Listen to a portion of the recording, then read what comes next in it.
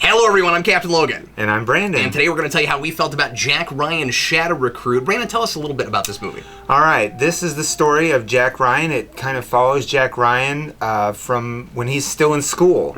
It starts out with him seeing, he's over in England and he sees on TV, major news story about the September 11th attacks, which I personally remember very vividly. Anytime I see anything like that, I kind of get choked up. But it follows him as a student, and he decides that he wants to pledge his loyalties to the United States and to fight for the United States.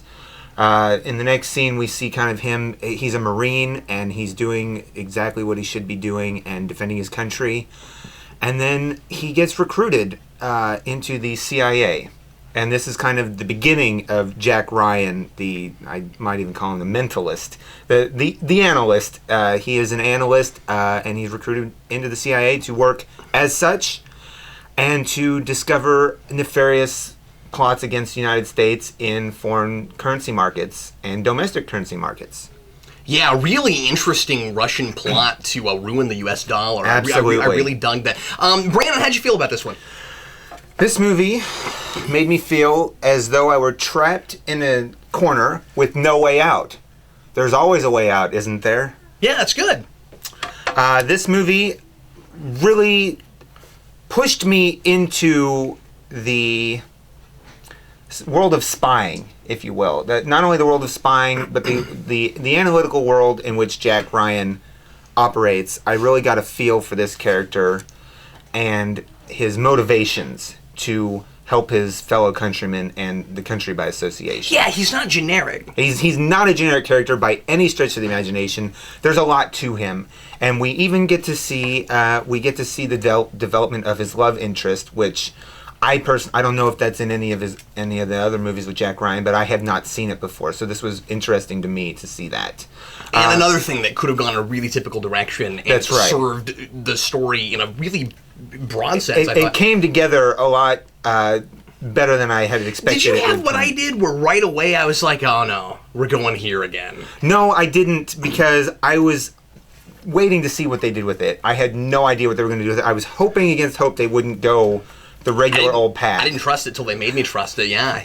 I was open to any possibility. It did not disappoint me. The subterfuge in this movie was great. They did a really good job of explaining what was going on without explaining it directly to the viewer. Yeah. And I enjoyed that very much. Yeah, it does this exposition really I got to hear kind of what was going through Jack Ryan's head without being told what's going through Jack Ryan's head, and I really appreciated that. Great thing, not so great thing. Great thing about this movie is, well,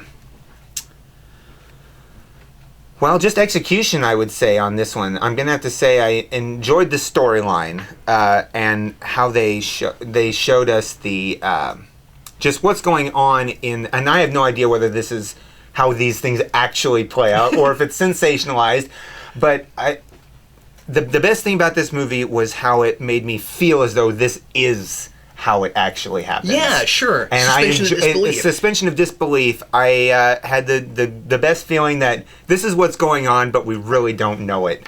And that was the best thing about the movie for me. Was there something you didn't like? There was something that I didn't like. I felt as though they were using this as the main idea behind why our markets crashed in the first place in reality. Oh. And yeah, but it could be an alternate history kind of thing. It could be an alternate history kind of thing, but I felt like it was a little too, like you always say, a little too on the nose for what's kind of teetering right now. But for different reasons. Yeah, except that it is about those things, right? It is about those things. From the very beginning, it's playing with things that actually happen. We can get into that. Sure. We can argue about that a little bit. I didn't have that problem, but that's okay. But that's all right. All right, how did you feel about the movie? Well, let's see your sign first. Huh? Yes. As a matter, indeed. I'm feeling it. I am feeling it. Overall, this movie had great execution, and it had a good storyline, and it had great characters to back that up. Brandon, this one made me feel like, and I could have written a lot of things on my site for this one. This one made me feel filled with suspense and anticipation, but not just through the intense action. One of the things I loved about this one, and I think this is a really competent suspense thriller. This one is very dialogue driven. And, yes, it is. And I love that about it. Sure, there's some action. The biggest stuff is at the end. And I don't think that the whole thing degenerates into a huge action scene at the end. I think that I mean, there is a little bit of preposterous in that, but yes. but you kind of expect that. What I was really impressed with, but it's not so over the top. Yeah, what I was impressed with was that wasn't what was driving the whole movie. No, you're absolutely right. It was more cerebral. Yeah, it was more cerebral, and it was more subtle about some things. I think my favorite thing about this movie, and I mean, I've got a lot of things, was Kenneth Branagh. Just tore it up as the villain in this. I think maybe Kenneth Branagh only directs movies well when he's in them, because I was a little bit worried about seeing another action movie from Kenneth Branagh after I wasn't sure that he was quite the right guy to direct comic book action with Thor. Yeah. Here he nails it, and I think a lot of it is because he's playing a little bit more in his wheelhouse. Some of the themes in this movie are really interesting in how they play with the overall ideas of subterfuge and of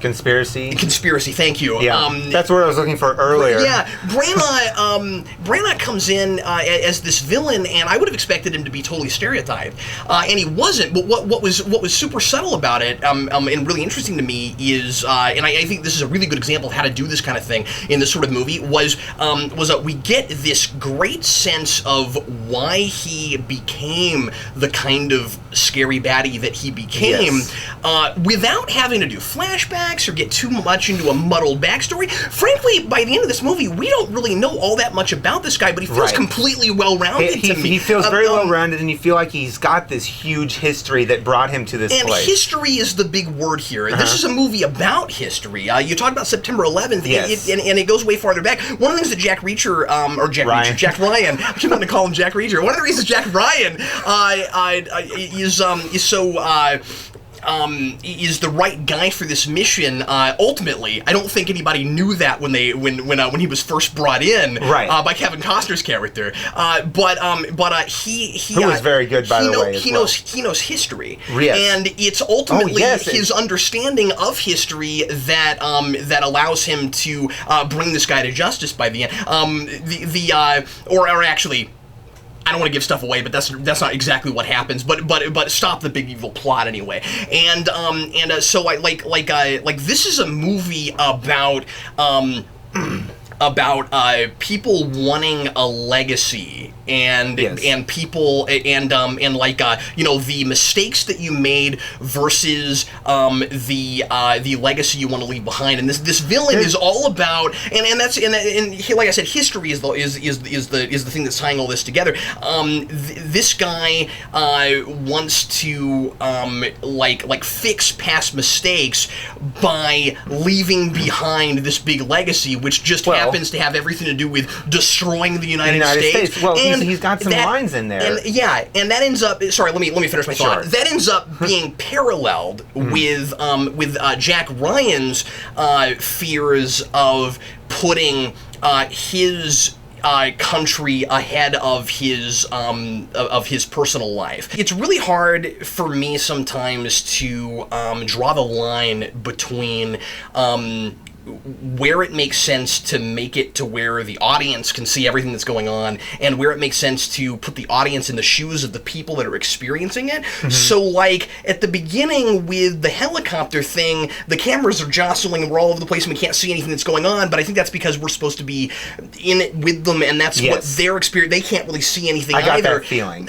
Yeah, I'm fine with that, but then there's places, there's places in other spots in the movie where I would have liked to have been able to see what was going on. Anyway, I am definitely feeling it on this one. I wasn't laughing at you. That's cool. So you're feeling it on this one? Yes. All right. Sounds good. What was your least favorite thing about this movie? That was it. Okay. All right. Wasn't sure. But that's all right. That's like I said, I didn't really have a lot of bad stuff. That was the thing. Yeah, me neither. You know, that was the most that I could pull out too for this. But I'd say there's a lot of great. You mentioned dialogue, lots of great dialogue, and lots of there are a few philosophical conversations in there too about their motivations, and that's kind of where I got the feeling that I could tell what their motivations were. You know, I understood why they were doing this for their own country. The villain for Russia and Jack Ryan for America. This movie handles something with the action hero that I don't see done this well most of the time, and that is this guy experiences trauma. Yes, he does. Like so many action heroes, and this movie is kind of the birth of an action hero. I feel like we do kind of have the potential beginnings of a long-running franchise here. It feels a little bit like a franchise reboot to me. Yeah. And I feel like it's doing that better than a lot of these things have. Because we are seeing kind of like I said, the birth of an action hero. This guy, very early on when he goes through in experience of somebody chasing him down halls trying to kill him, he says, "I'm out of my element." Yes, and he I really enjoyed that. The thing is, I don't feel like moving forward, even when this guy, if we get more movies with Chris Pine in this role, and I hope we do. I think this is a great role for Chris Pine. Yes, I do too. And it's very, very different from Kirk. I like seeing Pine's acting chops stretched like this. Yes, indeed. He has range, and what I appreciate is I don't feel like getting to know this character that when we get future movies with this guy that he's going to completely lose that. You know what I mean? Yes, I do. Like even if he stays in the field and he's still more of a field op, there's this very like down to earth human thing with this guy, and he. After the first time that he has to go up against a major threat, he by himself, his handshake. Yes, and I loved that. There was a great line in there by Kevin Costner's character and by Chris Pine, Jack Ryan. He says, "You sold this it's more of a growth thing." He says, "You sold this as a desk job." And he's like, right. "Well, you're in the field now. You better get used to it," basically. And I thought that was. You said the birth of an action hero. You're exactly right. That was kind of the moment where it turns. So often you get these heroes, even if it's the first time they've ever done anything like this, that will just run into a room and get shot at a billion times, and then the next they're okay scene with it. They're like having lattes or something, and they're fine. And I really liked that that humanized this guy for me a little bit. And so when he does the more actiony things toward the end, I bought it more because he seemed like a real person. He seems like the kind of guy that could eventually handle this type of thing. He comes into his own because he's starting out. He's so unsure of himself. He's out, like you said, he's out of his element. That's what he says in there, and then he kind of figures it out as he goes along. He has to learn new skills on the fly to be able to perform these things later on. But it speaks to his character.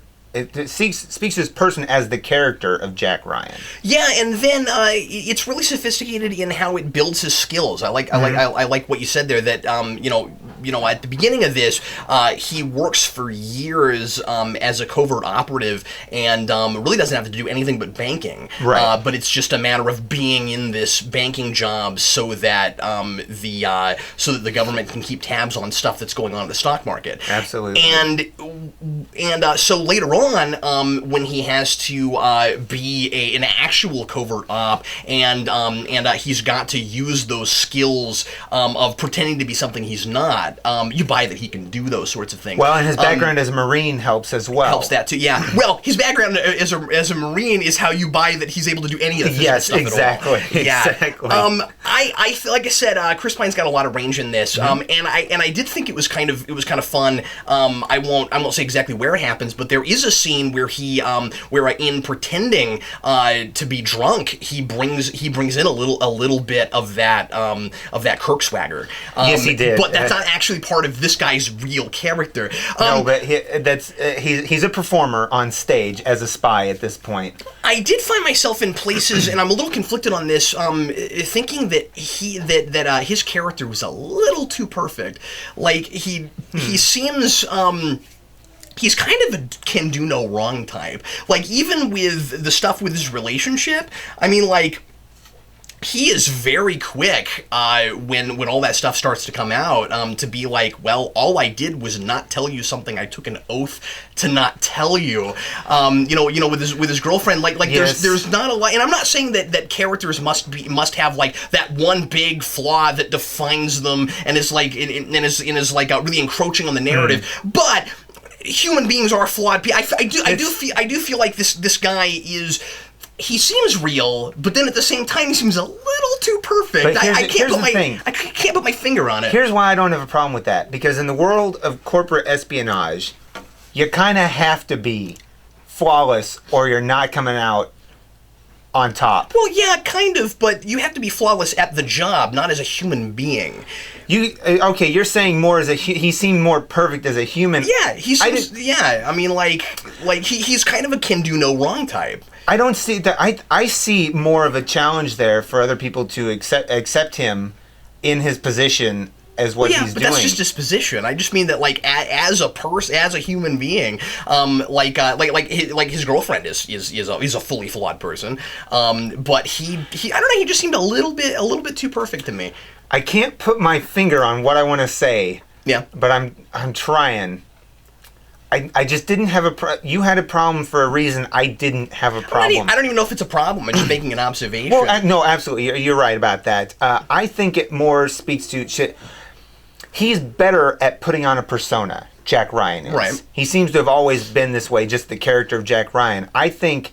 Right, but I mean, from the beginning... her perspective, I think it's all about her perspective here. She's willing to go along with it. She might have her doubts, but she's trying to push him to the side, is what I got from her character. No, that's exactly right. That's part of my point, is that by the end of the movie, she's completely come around on him. And on the reasons that he's... But you think it was too fast? No, I'm not saying anything about their relationship. Okay. I'm just saying that this guy kind of can do no wrong.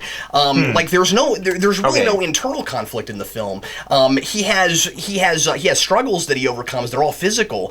I get what you're saying now. So I do like I said, I'm a little bit conflicted about it because he's an endearing character. Yes. We do get to see this guy, like I said, overcome major adversity, but and I don't think any of that is too easy. He just, I don't know. Well, I found myself vested in this character as well. Yeah, I was too. That's why I'm saying I can't decide if it's a problem or not. It's the sort of thing where I feel like I ought to be bothered by it more than I am. Well, you know what I mean? Some people are like that. Yeah, I finally understand what you're saying. There are just some people who, in their amazingness, you kind of want to not like them, but you're still like, oh, this guy's still pretty amazing. Yeah, I don't know. Yeah, but that's how he comes off. That's really the only thing. Yeah. Right. I'm definitely recommending this one. I thought it was a lot of fun. Like I said, I was fine with because of the way this one's set up and what it's about and what the themes are. I was.